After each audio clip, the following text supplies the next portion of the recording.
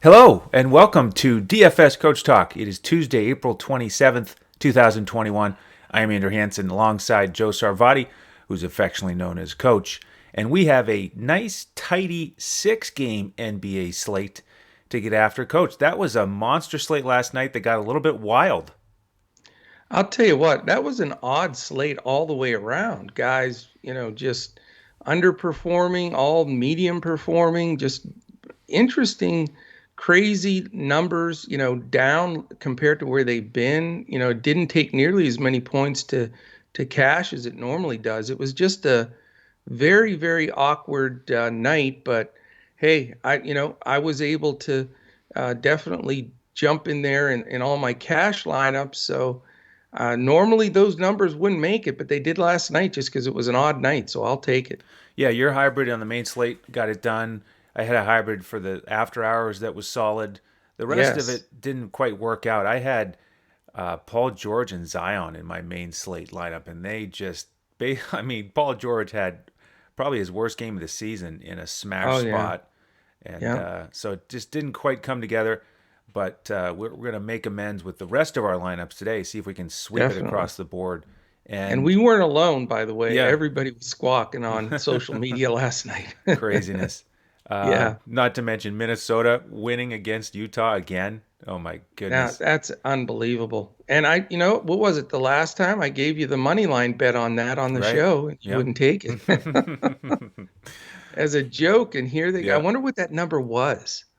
Man, that's The crazy. the oh yeah, right, the actual money line. Yeah. The actual money line, Yeah. that would have been box cars. That's Yeah. that's nuts. Yeah, it was probably like plus 1,000 or 800 at I would least. think it Yeah. had to be huge. Yeah. Well, tonight we have those 6 games. We have 7 of the 12 teams involved in a back-to-back, and we do have 3 totals over 230. So we've got some exciting Yeah. matchups, some good pace, some bad defenses. So get us started. Yeah, it seems fairly manageable compared to what we've been dealing with now. Maybe that blows up later, but at least it seems somewhat cut and dry. So let's take a run at it for sure. All right, the first game is at 7 o'clock Eastern. It's the Thunder 20-41 against your Celtics 32-29. Big news here for Boston specifically. The big man Williams is still questionable, but two studs, Walker and Tatum, both out. So it's going to be all you can eat Jaylen Brown, I'm sure, across the industry and with me as well. And then the nice thing about being able to play Brown is there's a good chance Dort might not play. He's questionable. I'm hoping he doesn't play so that Brown has full run. If Dort does play, it certainly puts the squeeze on that automatic plug and play Brown play. But Dort's questionable, and Bradley, the other center, is questionable. So we also have the added twist here of Boston on a first night of a back-to-back and OKC on the second night of a back-to-back. And Boston's a double-digit favorite at -11, and the total's only 216. So there's a lot of negative things here as far as playing guys in this game. From a pace standpoint, OKC is a reasonable eighth, but Boston, we know, is not a fast team at this point at 21st.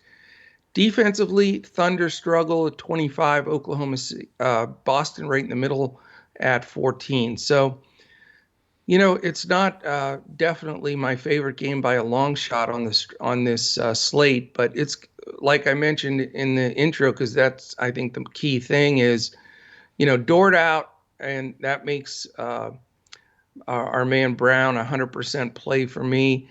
If Dort does play, I've got to think through the Brown play, but I'm probably going to use him anyway, just because statistically, with Walker and Tatum off the floor, he just goes right through the roof.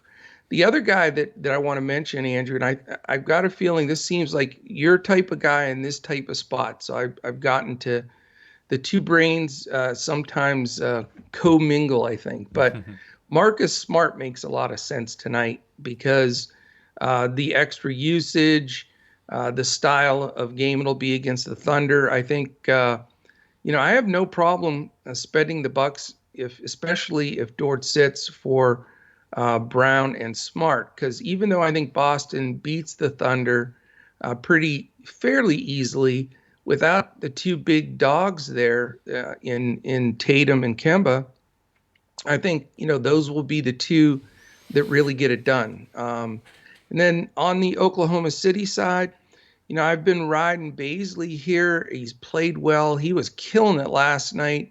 And then they got beat by like a million, so he didn't play towards the end. But I do think this is a good matchup for him, especially with the fact that Bradley is doubtful or questionable. It opens up those big minutes and some rebounds and things inside. Moses Brown is not playing monster minutes. I mean, he's not a bad play, but I don't trust his minutes. I think Baisley's are safer. So if I was going to pay up on that side, I would go Baisley. If you want a super punt play that's cheap, I guess Roby comes into play off the bench with Bradley not playing. So, not the worst game, not my favorite, but the Dort news will determine, how that goes. And then I'll pass it to you with this question. If Dort does play, is he in your player pool? Because I'm considering him as well. Yes, indeed. I mean, does the sun rise in the east? Exactly. That's what it's become for Dort now, especially if he's still in the 6K range on both sites. You check your phone because I think Bogdanovich is a little jealous. He's getting mad that you're changing allegiances here. Yeah, well, thankfully there's enough room for both of them. Okay. Yeah. So, yeah, I mean, he's got this hip issue, but he played big minutes in the last time. I think they're just, managing their record really more than managing his health because they know how outstanding he is. If he's out there, it changes the game completely for OKC and their prospects of winning. So he's certainly in the mix, and I agree with you. If he plays, it really makes us hesitate about Jaylen Brown. So we'll keep working on that. I'm not ready to pick out an OKC guy other than that. So many guys split minutes. So really for me right now, it's Dort or pass. Jaylen is a key guy for me. Smart, I think, is also playable, like you said. And then there's a chance that one of these other guys is going to pay off. These aren't the value plays that I love. Guys like Grant Williams, Jabari Parker. I mean, they're great price. Grant Williams might start. Not going to play Semi Ojeleye. And then Peyton Pritchard, he's probably the one I'd be most excited about. It's not a tremendous value in terms of price on FanDuel. It's better on DraftKings. And then Evan Fournier, got to mention that in that last game, he played 20 minutes, only took 3 shots. Yeah, so weird. Talk about a GPP play in the 5K range. I mean, he could play a lot more minutes and get a lot more shots, but does he hit? That's the question. So, yeah, I feel better about Brown and Smart right now. Not thrilled about the Celtics value. Yeah, yeah. All right, game 2, we have Milwaukee and Charlotte. This one's on NBA TV. Bucks favored by 9, 223.5 total.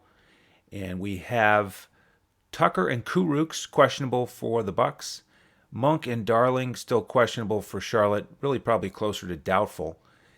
And this one is, it's an okay situation here. It's not one of the 3 high totals, but we do have Milwaukee's good pace. Charlotte's about average. Charlotte's slightly below average defense. So if you look at the first time these guys played, it was high scoring. They combined for 240 points. Charlotte won that one, actually. But Hayward and LaMelo Ball were playing, so obviously we have a much different set of matchups here. So I like Milwaukee's chances a little bit better in this one. Giannis, I really like how he's trending, right around 60 fantasy points for the last 3. So when you look at the big 3 for Milwaukee, he's probably where I would turn. Obviously, he's ultra expensive. Really changes the build here on a 6-game slate if you go in that direction. I'm not feeling like any of these Milwaukee guys are a must play, but all playable. Connaughton would be probably the one guy off the bench I might look at. With Charlotte, I wouldn't mind a guy or 2 here to take advantage of Milwaukee's pace. My man Cody Martin really stepped up in the last one as the starter. Got about 40 fantasy points. He's really a nice cheap value play on this slate. Bridges has been priced up a little bit. PJ, now that his performance is getting better and better, his price is going up and up, so a little bit harder to push that button.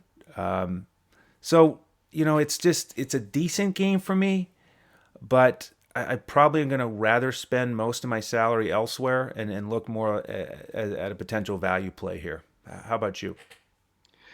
Yeah, this is a tough game. It's not one of my favorite on the slate, and I'm actually so far able to build more of a medium to upper medium build, which it seems like we never are able to do that anymore because of the massive value that opens up with 50, 60 guys sitting on any given card.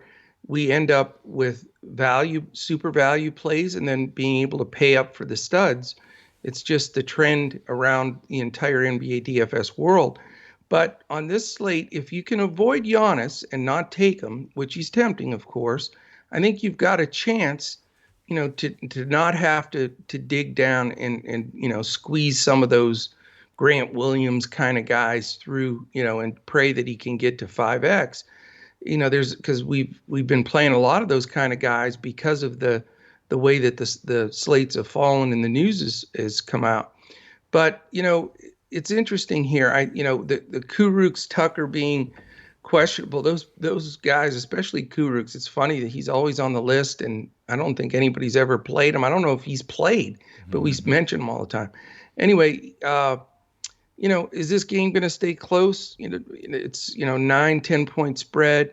There's no doubt that Milwaukee's a much stronger team with all the injuries from Charlotte, but it's going to take some big performances from the Charlotte side.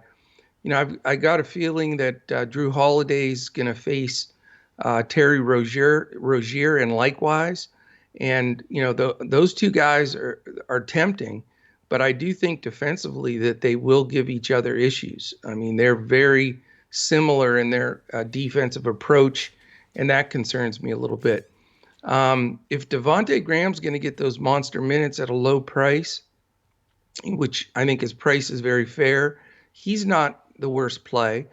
I do like your value Cody Martin. I think it's finally happening, and I'm saying that, and it'll probably change tonight. But Cody is getting the main play and not Kobe, and Cody is better. So if he's going to get big minutes, I do think at that price he can be the value guy if you want to buy up somewhere. Bridges has now gotten too expensive for me because he's an easy bust guy. And we've talked about this multiple times. How the hell do you trust PJ Washington when, I'll never forget it when he goes 64 fantasy points and then 8. Mm-hmm. So you just never know what you're going to get from him. If you don't go Giannis and you try to save a few dollars there, Middleton's always a decent play, but he will probably get Cody Martin defense, and he is a dog on defense. So I'm not sold there either. So all in all, man, I'm not going to play this game much. I just don't like the feel of it. I think the pace will be a little bit slower.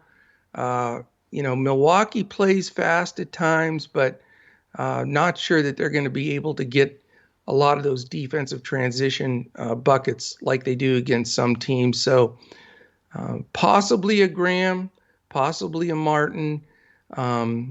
After that, I don't think I'm going anywhere in this game. The only other thing at looking at Graham and Martin is we do need to follow the news on Monk. We talked about it before the pod.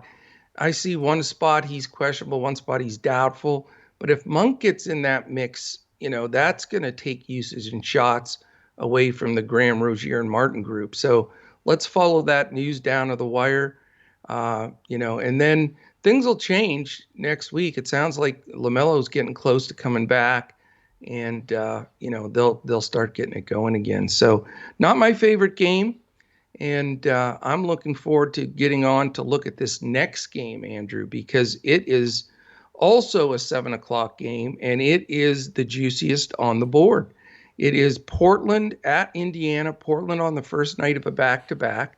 Portland's 32-28, so they're scratching for the right spot, trying to get up there in that 7 through 10 play-in scenario. And the Pacers are 2 games under 500, fighting for their playoff life, and there's a good chance they won't make it, but they've just been decimated with injuries. I mean, you got to feel for them. As far as pace goes, it's nice. Portland getting better, 18th. Indiana plays fast at 5th. Defensively, we always say it. We know Portland's horrible. Only Sacramento's worse defensively, like they showed last night against the Mavericks. Ridiculous. And then Indiana is 13th. So in the middle of the pack, but not nearly 13th without Sabonis and Turner in there. I'd say more like, mid-20s. So you do have some poor defense and decent enough pace and some good scoring teams. Portland is pretty healthy. They've got their main rotation in there, and they're, I think, going to make a little run here. Indiana, on the other side, is absolutely opposite. I mean, no Sabonis, no Turner, and questionable tags on Goga and Lamb. So we're back in the scenario of sweating out, is Goga going to play or not? And that was the big $1 million question that we didn't know till the very end. Now, this is one of the 7 o'clock games, so we will have the answer. And, to me, it's the same scenario. If Goga plays, I think he's playable. If he doesn't, Brissett is absolutely playable. Brissett has been a wonderful play. I mean, he scores, he gets it done, he hustles. So we need that news. We'll not go back to Jakar Sampson. That experiment, was a crash and burn big time.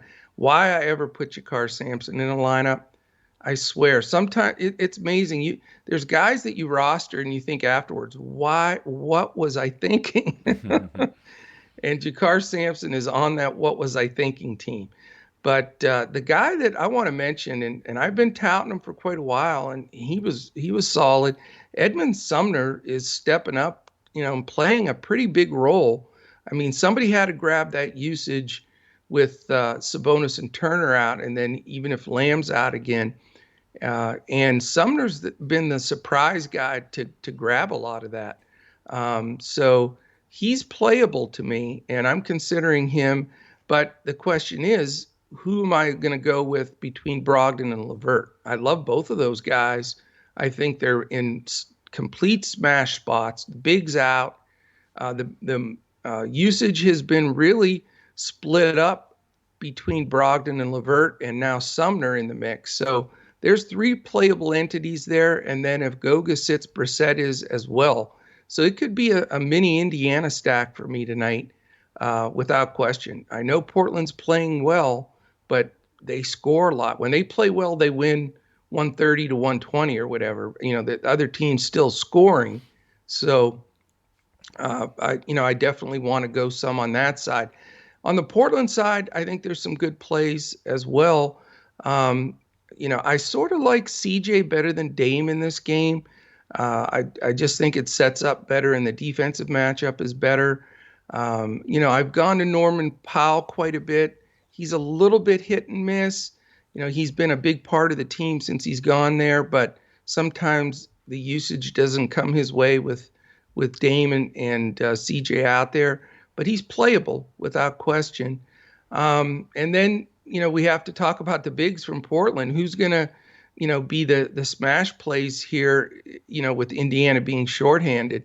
Goga's not the best defender. He's a big, wide guy, and it would help if he played as far as Indiana goes. But Brissett is super undersized. He's way smaller than most centers. So first place you have to go, for me, if Goga sits, Nurkic is my center. It's end of story. He's playing well. He's getting enough minutes to smash, and I think he gets everything inside. You can also consider Covington, and I know it sounds like, hey, coach, you're recommending 8 guys from this game. Well, this is a great game, a great matchup for strength versus weakness, and this game could be a really big number, in my opinion. So. If Indiana gets hot and hangs in there, LeVert puts up a big number, and this game, goes to where everybody's playing fourth quarter minutes, I literally think you could play Lillard or McCollum. I'm leaning towards McCollum. I wouldn't count Powell out or Covington. Love Nurkic. Won't go to the bench guys. I don't think you have to go to Canner here with lesser minutes. And then, like I said, on the Indiana side, Brissett if Goga sits, Sumner as a value play, and Levert and Brogdon are. So this is the most I've ever probably recommended a game. And I think, as silly as it sounds, Andrew, I don't think it's not going to be optimal to go 3-2 or at least 2-2 in this game. So what do you think? Do you like it as much as I do? I do. I like this game a lot. Um, I, and pretty similar on the actual plays. Okay. Brissett, if Goga's out. I like Brogdon here. I Sure. Now that he's really the same price as Levert, lately it seems like he's kind of been a little bit more dominant. Just Yeah. watching him against Orlando, just dribble down, pull up, and shoot threes, just with confidence, aggressive. So Yeah. I He's like the playing fact much that better. he's starting with the ball in his hands. So I like him over Levert and Sumner. I like on DraftKings at 4,000. They've priced Right. him up on FanDuel to 5,500. So I don't think I'll do it. $1,500 Yeah, spread. Isn't that it crazy? is crazy. I mean, Yeah. he's playing more like a $5,500 player. Right. So he's really underpriced on DraftKings. I And then agree. with Portland, the main difference for me is I like Lillard over McCollum here, Okay. which is a bit of a shift. But again, now that they're basically the same price, I mean, Lillard is a little bit more expensive on both sides, but 8,300 Right. on FanDuel. I mean, this is, Indiana, they keep rising in the rankings for pace. They're up to fifth. And we've been talking Yeah. about it as it's been going up and up. And, he hasn't really been smashing. But at 8,300, he doesn't have to have a 50-point scoring output to pay Right. off. So I like Lillard in this game a little bit more. I want to mention too, and that was part of my reasoning on CJ, and I forgot to mention it. I think at the pricing that they are now, everybody's going to dive on Lillard. I think he'll be maybe 3 times more owned than McCollum, and I like that break that you get as far as the ownership, and that's what's got me swaying back and forth. Because if Lillard is 3 or 4 times more owned than McCollum, there's some serious opportunity to gain some ground on the field. Yep. Powell, playable, I agree. Covington, I mean, 4,900 on FanDuel is really attractive to me. Maybe more of a GPP play because, if he doesn't hit his threes, he's been having trouble hitting value. But Yeah. I'm definitely going to get him in some lineups. And then Nurkic, he has really been priced up, but even at the higher price on FanDuel at 8,200, he's been hitting value. Last couple Yeah. games, 58 and 53 fantasy points. He's been He's absolutely he's dominant. yeah, he's playing off. And Indiana has no interior. Yeah, so I like Nurkic as well. So yeah, this is going to be a big one for us. Looking forward to it. Hopefully, it's high scoring and close. That's all we need. Yeah. Oh, we won't be alone. This will be a bit of a chalky game, but still you have to pick the right players. I mean, Yep. we didn't eliminate a lot of guys other than my wonderful Jakar Sampson. Maybe I had a flashback to when I was in college and I was thinking it was Ralph Sampson, the old 7'3" rocket center. Right. All right, let's move to 7:30. We have Brooklyn and Toronto, 234.5 total. Brooklyn favored by 6.5. And this is a back-to-back for Toronto. They got back on track with a solid win against Cleveland. The news here, we have on the Brooklyn side, Bruce Brown, Claxton, and Johnson out. That's Alize. We've got Tyler back in the mix. Yeah. And then on the Toronto side, Boucher out for a bit. Trent and Watson questionable. Now, this is a pretty good game environment. Two teams top 12 in pace. Brooklyn still bad defensively, but awesome offensively. Toronto getting better and better offensively. So this one is similar to me with Portland and Indiana in terms of that it could be pretty high scoring, could be close. I just don't like the prices quite as much, especially on FanDuel for some reason. The only guy I like here is Birch as a power forward. I think is still Yeah. a solid value. Yeah. But everybody else is just kind of on the borderline. So for me, it's basically leaning Portland, Indiana in some of these key plays in terms of the stars. But the price that does jump out at me is Durant on DraftKings at 8,300. That's like Nice. a hurry up and get him in your lineup and submit the lineup before they change it. I mean, Yeah. that's just, I think that's ridiculous. Yes. 28 minutes, put up 33 points against Phoenix with that Yeah. good defense and slow pace. So I like his spot here on DraftKings.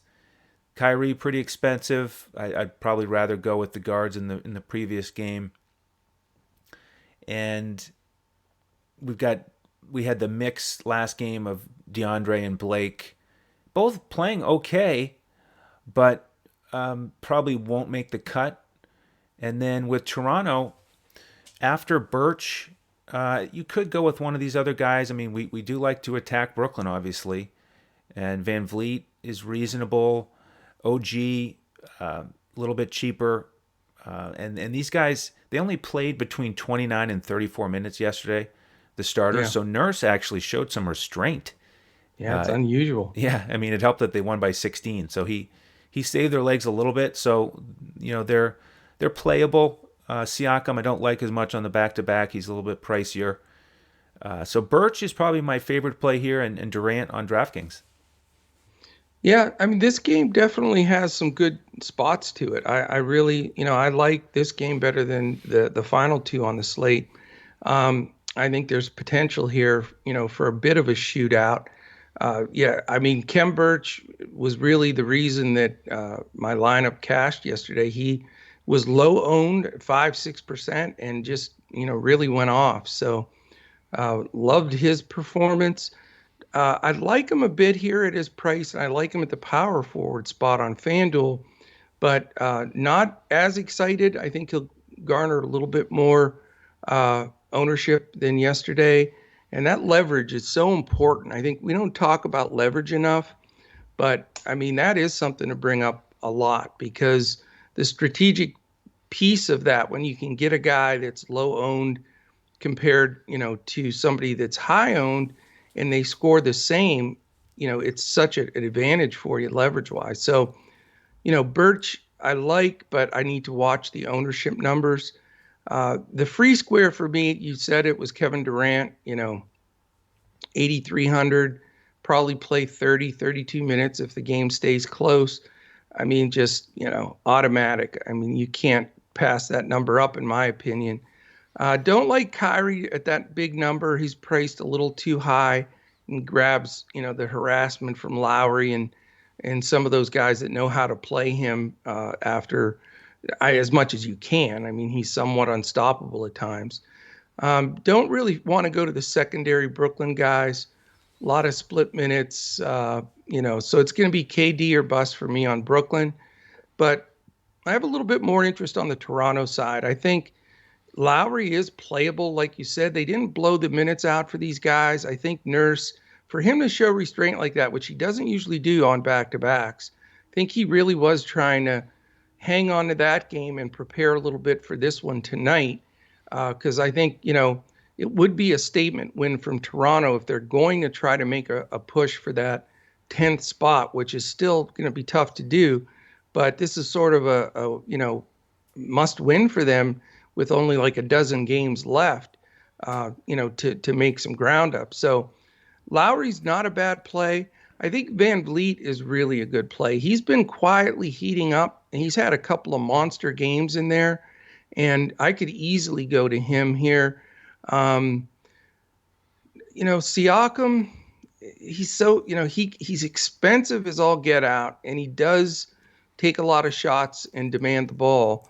So, he's not out of play for me. I just don't know if I can afford that salary with all the money, that we spent, in the big game of Portland, Indiana. So leaning more towards a Van Vliet and a Durant, which is expensive enough, but still have one eyeball on Kyle Lowry and Kem Birch again. All right. We have a 9:00 game, the first game of the after-hours slate, which you had a heck of a lineup last night. Hats off to you. It is 9:00 game, Minnesota at Houston. Minnesota on the second night of a back-to-back, and they are a 1.5-point road favorite. 234 is the number. So it is a big number. It's tied with that Brooklyn-Toronto game that I have right now with the line. So it's getting a lot of ownership. It's a little trickier for me, though. I mean, you do have the two of the top 6 pace teams in the league. So this could be the other game, Andrew, in my opinion, that grabs as much ownership almost as that Portland, Indiana game. And people are going to want to take some Brooklyn, Toronto players too. But I think this game is a game that the DFS world, the Sharks, will be looking at to sneak in and scoop it up, because they're 27th and 24th in defense. So you start looking at the criteria. You got a fast pace, you got bad defense, you got a real tight line, and over under is good in Vegas. Those are all the 4 or 5 things we look at every day, to make it a smash spot. Now I will have exposure here. I can see why people want to stack it, but I'm just a little wary. We've got the announcement that John Wall's done for the season, so he's out, and then we have also Bradley Wood and Porter already being ruled in for Houston. And that's where it gets a little sticky for me. Minnesota has the majority of their guys, just Beasley remains out. But you've got D'Angelo Russell coming. He's been tough as all get out as he keeps getting more minutes. But it's still a little bit of a split there with Rubio. Edwards demands the ball a lot, and Cat does as well. So now you've got Minnesota playing better. They have some quality wins with this team in place, but they're not doing it just with one guy. They're not winning because Cat has, 50, or, Russell has 40, or Edwards has 40. There were times during the season when all the different guys were out where you could just hone in on one guy that was going to dominate usage. So I say that, to actually show a little respect here to the T-Wolves and the way that they're playing and sharing the ball, and they're playing hard. But I just think there's a lot of usage to be spread out. And if you put all your eggs in the Towns or Edwards or Russell basket, I think it can backfire a little bit, because none of those guys are super cheap. And I don't feel you have to go to that second level and go super bargain with Okogie or McDaniels or any of those guys. So as much as I appreciate the way Minnesota's playing, and as bad as the Houston defense is, I just can't settle. I kept vacillating back and forth between who I wanted to play for Minnesota and just couldn't settle on anybody. So as of right now, I don't have anybody in my player pool, and I'm sure they're going to be highly owned. Now, on the Houston side, I'm definitely not an Armani Brooks fan. I've watched him a couple of games now, rostered him the one time, and they had basically the next point guard up was a guy that couldn't even play in the G League, and in the one game, and Brooks ended up with 27 fantasy points when he should have just murdered it. He isn't that good, in my opinion. So he's out of my mix. I'm just not sold on him whatsoever. But then we're back in that scenario again that I just talked about. Who in the hell do you settle on here? Porter can have a great game. Tate's really improved his level of play. Christian Wood and Kelly Olynyk have been a great 1-2 punch that I don't know if anybody thought they'd play, this well together, but they've really been good. So, you've got all those guys in the mix. Avery Bradley's going to steal a little minutes here and there because they're going to need some defense. And again, where do you land here? I'd love to spend up for Christian Wood. That would be my top pick, but I don't know if I can afford him. I may go to the second flight guy in Kelly Olynyk because he is getting solid minutes. And, I think he's a decent play. Porter, his price is so-so. He's probably the guy that I'd lean to a bit if I was going to go that direction. But I'm just, this game has me perplexed, but not in a negative way. I do think this is a great matchup for DFS, and I think these are all great players. I just think you could pull 8 guys out of this game, and they could blow it up for you and do great, or they could bust.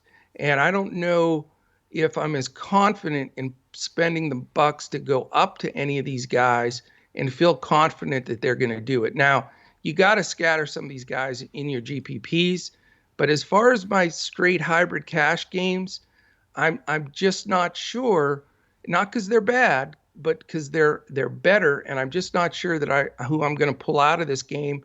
And maybe the contrarian play is to just accept that there's going to be a lot of sharing of the ball and move on. So I know that's contrarian take. What do you think? Well, I like how you described that Minnesota side because this could be a very high scoring game and you could have several guys over there play well, but that doesn't mean they're going to smash their value because it all comes down to price. So, Right. do we want to spend around 10,000 for Cat? He had an awesome game against Houston earlier with Wood out there. He could do it again, but it is a back-to-back, so that's a drawback for me. And we do have a pretty good mix of shots with D'Angelo and Edwards.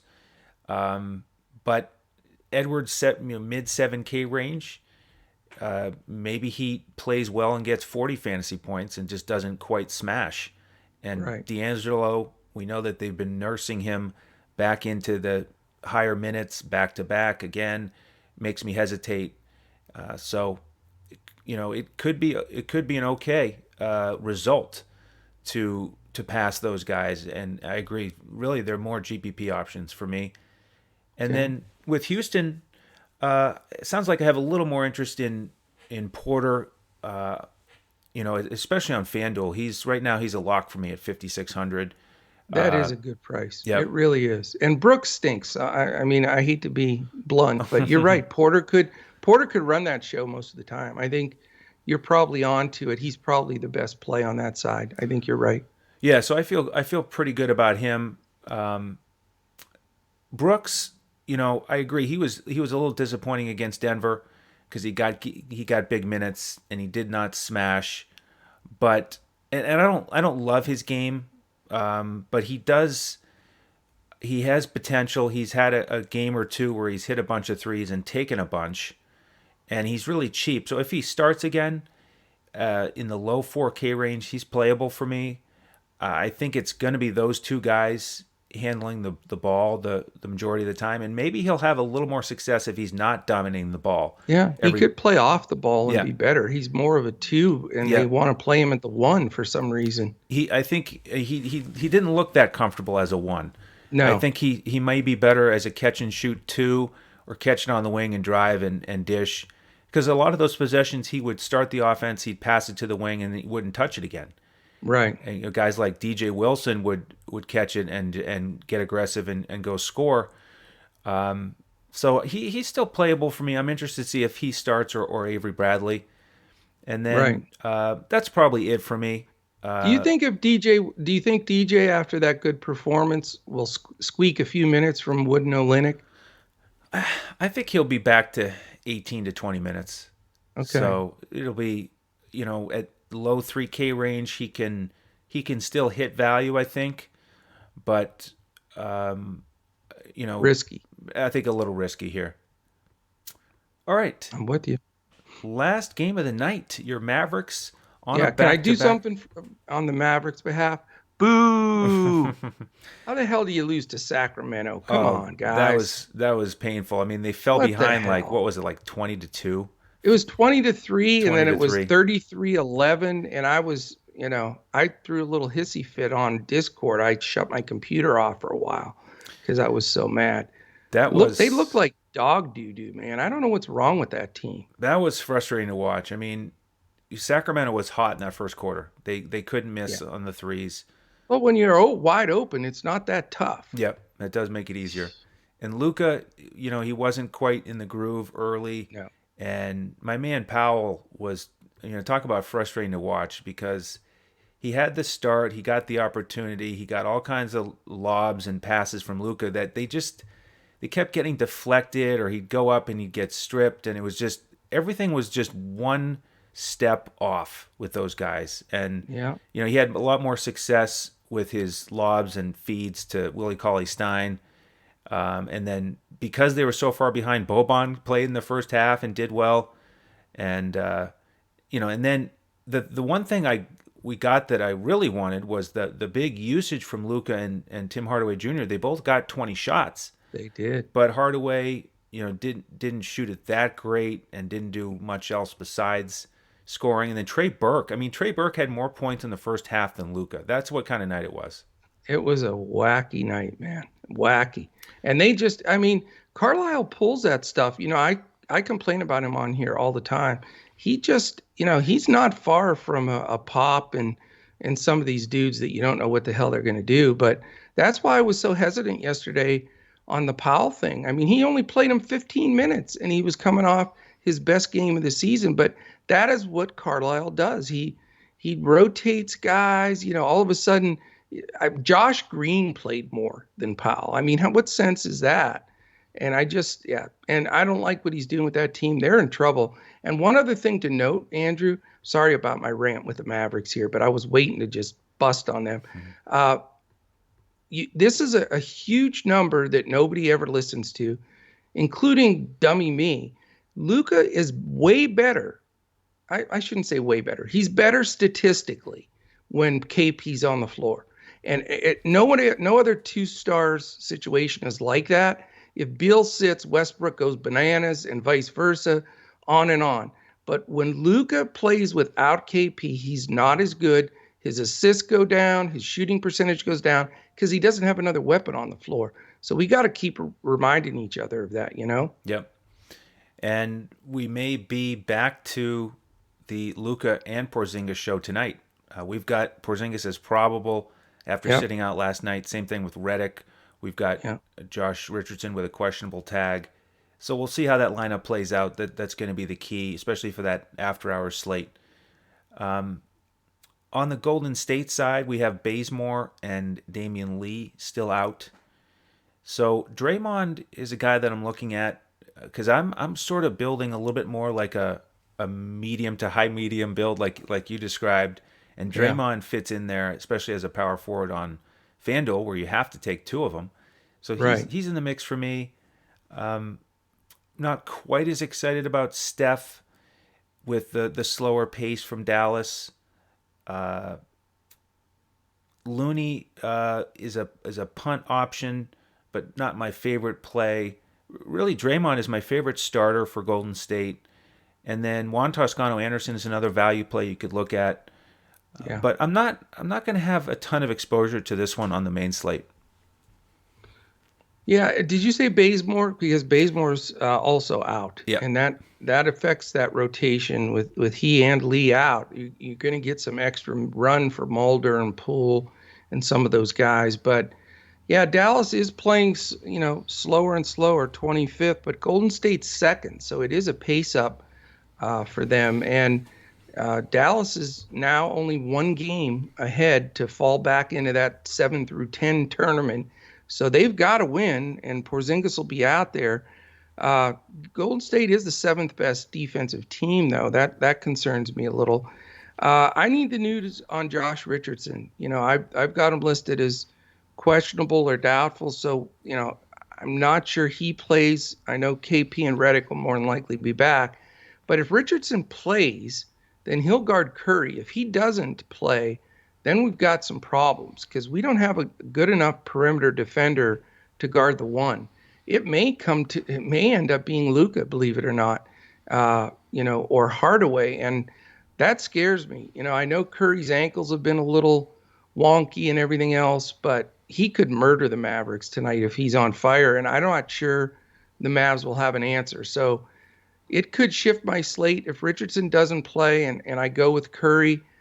For the 27th night in a row, I could end up with stars and scrubs at the end of the day, even though I'm trying to not do that. But I'm afraid of Curry as a Mavs fan too. I think he could slam us pretty good.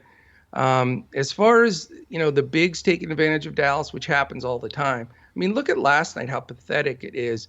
All three of the guys that played center, they didn't even play Whiteside. That's what's hilarious. They played Holmes and then stinking Damian Jones and then Metu, and all three of them did well, which is almost impossible. But in the minutes they played, you look at points per minute, they crushed it. So who's going to hurt the Mavs inside? Is it Kevon Looney? I mean, what have his minutes? Does he play enough minutes to hurt them inside? You think? Yeah, I mean 24, maybe up to 28. He usually doesn't push to 30. He's really Yeah. cheap though, and I he's mean, he's he's good at so rebounding. tempting. Yeah, Yeah. I mean, if I don't bite the bullet, and it's going to be plug my nose and just Looney. I can't believe I'm talking about Looney. I was saying that earlier. Is it? But Draymond Green, maybe you're right. Maybe he's just the plug and play guy because he could get 20 rebounds against Dallas. He really could. So and he had big games against them early in the season. Remember when he had all I those know. assists? Yep. Yeah. Yeah. He does well against the Mavs for sure. So he's the really popular play here. I'm so mad at the Mavs, not that it has anything to do with my picking, but I may be sitting there tonight and rooting for Curry and Green. How sad is That's going to that? be rough. But I think they're both great plays. I really do. And Looney's not a bad one. Uh, Not Wiggins, I think, is a little overpriced. Poole's really sneaky too. With those guys that I mentioned being out, he takes advantage of his time on the floor, but GPP-ish for sure. And then on the Mavs side, I thought Hardaway was in such a good spot yesterday and just couldn't drop the shots. Um, if Richardson's out, Hardaway's still option to me. Um, Not going with Luka. I just the price I don't want to pay up. I'd rather pay up for Curry than Luka, to be honest with you. And with KP back, is he going to get full run? Probably not. 24, 26 minutes, maybe 28 at the most. But they need KP to play well. But I'm not going to go there with his price range. So, I'm looking more at the Golden State guys here. This could be a decent game if it stays close all the way throughout. And it's not like Golden State has a lockdown defender to hit Luka. And they played two different rounds of defense with Bazemore on him last time. That's why I was double checking with Bazemore, and he is out. And he bothered Luka a little bit. So not sure who they're going to put on him. Wiggins, maybe, I don't Probably know. But Wiggins, yeah. yeah, Luka's in a smash spot, but I just don't trust the way the Mavs are playing right now. So probably going to go to the other side of the ball. But I think you're going to see a lot more ownership on both Luka and Curry in this game than anybody else, even though their prices are high. But I think you might be right. I think Draymond might be the best play out of this game. And I wanted to ask you, think about that matchup against Curry. What about DFS? Do you think they put him on Curry if Richardson's It, out? he normally doesn't go all the way out to the one. I mean, he can guard 2, 3, 4, and generally the best player on the other team. And in a real squeeze, they can put him on a undersized 5. But almost never does he get out there that far from the basket and guard a 1. So I doubt that. I really do. I think that if Richardson's out, it really may be Luka. So Wow. yeah, or Hardaway, but we'll see. That's why I'm really leaning towards Curry because that's happened to Dallas. When Richardson's out, they don't have a perimeter defender. And that's why when Fox got ruled out against, because of the COVID situation, I thought, great, that was the guy that would kill Dallas with Richardson being out, but they still couldn't win. So Man, interesting stuff. I could see Steph running circles around Luca. I think so. And I mean, Hardaway's quick, but he's not the type of defender that can laterally stay with Curry. No. All right. Well, we'll see how that plays out. Um, Hope everybody enjoyed the breakdown here. If you haven't joined yet as a member and you want to take advantage of our full lineups, go to Yeah, DFS. what are you waiting for? What are you waiting What are for you out waiting there? for? Grab one of the passes, whichever length of time you want. Come in. We give out full lineups on FanDuel, cash lineups, GPP lineup, full Yahoo lineup, coach's clipboard on DraftKings. And we've been covering the main slate and the after hours slate.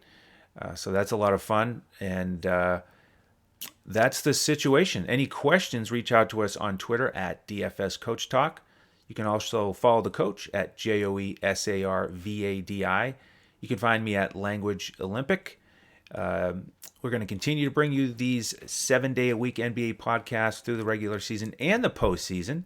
So subscribe to the YouTube channel if you haven't already. Make sure you get the notification of when these podcasts post. Any final thoughts here, Coach? Yeah, I just wanted to say it's a great week to join up with us at Coach Talk and try us out. This Saturday at noon, we always have a members meeting where we all get in there and chat every Saturday at noon Eastern. And, we're going to have a 2-part series this week about contest selection, which is massive, and next week about bankroll management and putting those two together. And, we find that to be the biggest mistakes that people make in the industry. So we'd love to have you get in there and share that. That's a members only, get together for the next couple Saturdays. Love to have you there. And if you're, shutting down here tonight or after listening to the podcast, please take a real quick second, hit the thumbs up, hit the subscribe button and the little alert button on YouTube there. We really would appreciate it. So let's crush it tonight, man. Absolutely. So that'll wrap it up for today. On behalf of the coach and the rest of the DFS Coach Talk team, I'm Andrew Hansen. Thank you for joining us. We'll see you tomorrow as we look to crush it in DFS.